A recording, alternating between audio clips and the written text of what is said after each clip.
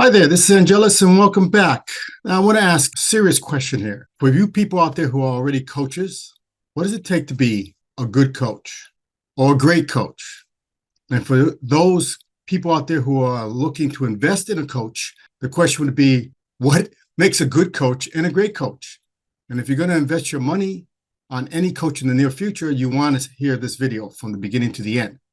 And for your coaches out there, this really is for you. You must listen to this whole video all the way through because it's going to show you newbie coaches out there how to go from okay, good to great. For those of you who don't know me, my name is Angelus Perez, and I have been a coach. I've been a consultant for over 30 years, a trainer for almost that same amount of time.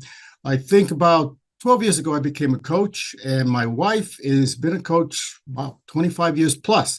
She was a coach before anybody heard of a coach. In fact, when I was working with corporate at the time, they wouldn't hire coaches because they didn't know what that was. That didn't make any sense to them. It's like, what is that? A consultant? They didn't understand the difference. When I added it to my repertoire of skill sets, they only gave me an opportunity because they knew me as a consultant already and a trainer. But a lot of early coaches had trouble getting into corporate because it was just an unknown thing. Nowadays, it's almost like a dime a dozen, no offense to coaches. And for the past few years, I've been networking with other coaches. I've actually have my own test, a scorecard, to see what level of expertise they're at. And I don't mean their skill sets necessarily. Many of the coaches I've interviewed, many of the coaches I've talked to and networked with, their skill sets are excellent. They have great services.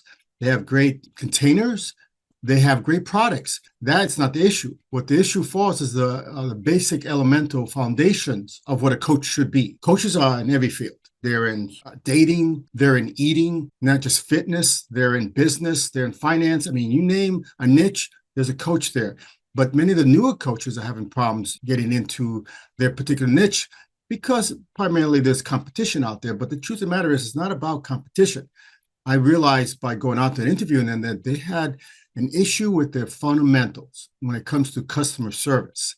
So I would help these coaches, newbies, get to the level of an excellent coach instead of an obscure, mediocre coach. So this video is for you new coaches out there, all coaches that have been around a while and still struggling, and for you potential clients out there, individuals who are about to invest a lot of money in these high ticket coaches. You need to use this scorecard to test them before you invest one penny. So let's start. When I go out and interview coaches, and it does not matter what their service or niche is, the fundamentals do not change. Purposely go after the ones that are struggling. And I find that out of like a list of 11 items, they don't even get 4 out of 11. And you need minimal to get 9 to be relatively a great coach. If you get anything less than 9 on this list, you start going into the level of a good or okay coach. But 4, that's not a good coach at all. So I'm going to start with the first one. Offer encouragement and support. I do not know why so many coaches that have been around for a few years or new coaches don't understand that. They come across salesy, is such a word. They come across like somebody who's all concerned about themselves, but they're not concerned about encouraging and supporting their clients when they need it. Very important. That's number one. And number 2, offer them resources. I know you want, as a coach, you want to make that sale, but take this into consideration. You may not be the coach for your particular client or potential customer. You may not be the one that they need. So why are you wasting their time, their money, and your time? What you need to be is also a resource, a database, a place to go in case, hey, I can't help you, but I know somebody who could. Let me refer you to this person. Here's the number. Tell them I sent you. I don't know how many times I've gotten repeat business just because I did that. I sent them away. You know, it's like the story of Santa Claus sending, people from Sears to Macy's or whatever the stores were. If you don't have the product, why pretend you do? Number 3, connect them with other successful people. For some reason, many coaches don't do that. Reasons I don't understand, it's like the number 2. They are attempting to service their clients and they don't have the bandwidth. So They need to just send them on and connect them with other successful people, people that are not just in their niche, but other niches. Successful people also means other coaches that are competitors, not just supporters of what they do, because you can learn from your competitors. It's very important that you learn from anybody who's more successful from you. And if you're looking for a coach, why would you settle for anything less than successful coaches? So a coach should send their clients to other successful people. That brings credibility to you as a coach. And also it shows the community that you're 100% a team player with everybody. You're not there just to make a buck. Another one is offer to be their mentor. I think this is very, very important. I think when I was first a mentor, that was back in the 90s. I mentored a small child to help them grow up. It was like, I think he was 8, 9 years old, a big brother kind of program. But I realized the importance of mentorship, then. And it's very important now. It's not always coaching. Sometimes it's just being that perfect guide. The other one, help them set up and achieve goals. I don't understand why this is such a basic need for all clients looking for coaches, but so many coaches don't apply this in their repertoire of skill sets. I mean, they have the skill sets for it. Technically, some of them do, but they don't apply this. So you want to help them achieve their goals. If you don't know how to set your own proper goals, learn that immediately and then put it as part of your services. You can charge more if you become a successful goal setter and a mentor for goal setting. Another one, give constructive feedback. Make it known if you're a coach up front that you will give constructive feedback, and it's not to be taken personally. And it's not for the purpose of making them feel bad when they're taking the wrong turn. Your customer is hiring you to keep them on the steady road. They're hiring you, they're paying a lot of money for you.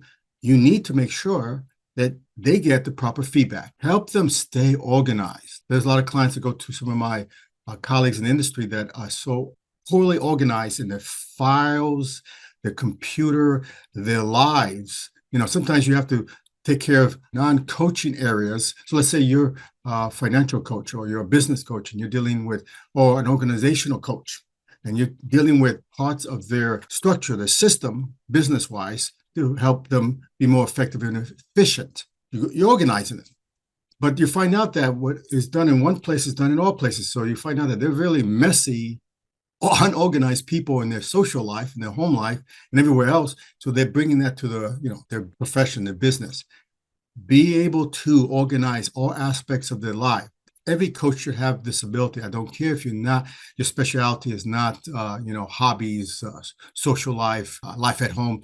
Learn to get a grasp of that, because that's part of what you're going to teach them, whatever niche you're in. Once you organize them, you'd be surprised how fast they're going to evolve to the next level of their success and how much they're going to recommend you, okay? And help them develop a good work ethic. I don't understand why people don't understand the importance of a good work ethics. I've had some clients that are from other countries and other cultures, and they do things a little bit different. Now, not saying what they're doing is wrong. I'm saying they do it a little bit different. They have a different work ethics. Now, if they come to this country or you go to their country, you need to understand what kind of ethical practices of their particular niche they go by. If you go to the Philippines, or you go to Europe, you go to Australia, South America, there's different work ethics. Find out what country they're in, learn what is expected of them in their work ethics, and then from that point, you want to get them up to speed. At that point, you want to make sure that they're working according to the ethics of their culture. So now we get to number 9 on my list. Celebrate their failures. Big issue with coaches as well as potential clients and customers. They are afraid to deal with the failures. Failures is the fundamental right of our existence as our species on this planet. We need failure to succeed. We need to understand the failures are necessary. Watch a child growing up. They fail so many times. By the time we become adults, we forget the fact that we're successful because we have successfully failed many times and learned from the process. So failure should be celebrated, not avoided or put down in any negative connotation. I should have made this number 2 because it's that important. Coaches out there, learn to be patient with your clients. It's a job that sometimes it's thankless. Other times it's so frustrating. You just want to go and choke your potential client or customer because they don't seem to be listening to you. The truth of the matter is, every human being is different. Every person comes from a different background, upbringing, philosophy, religious and political background, education, and the list goes on. And so no two people are exactly alike. Even identical twins brought up in different environments. They're not identical. Even if they live together, they're not identical, even though they might appear to be. So it's very important that we take that into consideration as coaches. Be patient with the struggles of your clients. And clients, potential clients out there, people looking for coaches, be patient in the process of how you dealing and interacting with your coach. Because some people don't like to be told what to do, yet you spend a lot of money. Some people don't like to be told what to do, yet you will spend lots of money to a stranger to tell you what to do and then not do it. Be patient with them and yourself in the process if you're looking for a coach. And the last one, celebrate their successes. It doesn't matter, big or small, you celebrate them. For some clients, this is a make or break thing for your business. They're going to think about taking you on as a coach or keeping you on as a coach or reinvesting back into your next container, your next services, just by this simple thing. If it's a small success, just like you celebrate the failures, you want to celebrate the successes too. You want to make a big deal out of the smallest success, because the truth of the matter is success is small steps anyway. Again, using the metaphor of a child. If you watch, they're taking 1% steps every day, sometimes literally, to learn how to walk, learn how to run, get their balance. Small steps, 1% at a time. That's how you get up to the next platform of a building if you're not taking the elevator, one step at a time. You can jump over steps. You can make an attempt to fly over steps. There's a higher risk every time you do that. There's a higher risk of you falling, getting hurt, failing, greater than just taking small steps. If you fall on the first step, it's much easier to recover than if you fell on the third step jumping. I'm using a metaphor, of course, but it relates to life in general. So no matter how small it is, celebrate the successes. So if this information has been immensely valuable to you, please subscribe to my channel, hit the icon bell so I can remind you in the future of similar videos that you may find very informative. So with that, have a wonderful day and thank you for coming back and visiting me. See you later.